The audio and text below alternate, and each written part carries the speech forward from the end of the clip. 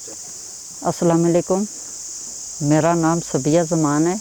मेरा ताल्लुक़ गांव मलाज से है, जो अयूबिया नेशनल पार्क के करीब पाया जाता है। मैं 1997 से WWF के साथ काम कर रही हूँ, जबकि वो ऐसा दौर था कि किसी ख़वातीन का या लड़कियों का बाहर निकलना, किसी तंजीम के साथ काम करना या किसी भी अदारे में काम करना बहुत मुश्किल था।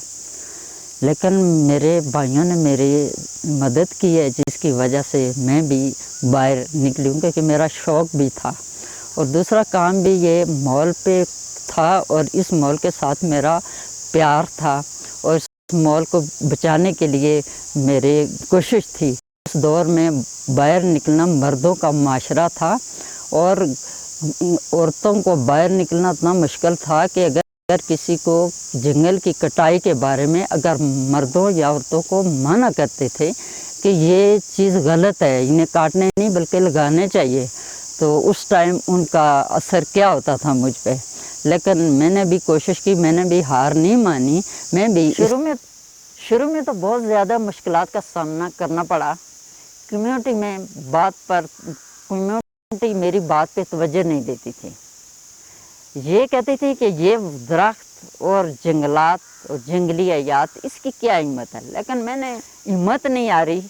जज्बे सच्चे हों तो रास्ते खुद निकलना शुरू हो जाते हैं। लोगों ने आहिस्ता आहिस्ता मेरी बात पे तवज्जो देनी शुरू कर दी। मुख्तलिफ कम्युनिटी तक पहुँचने के लिए कई घंटे पैदल सफ़र करना पड़ता था।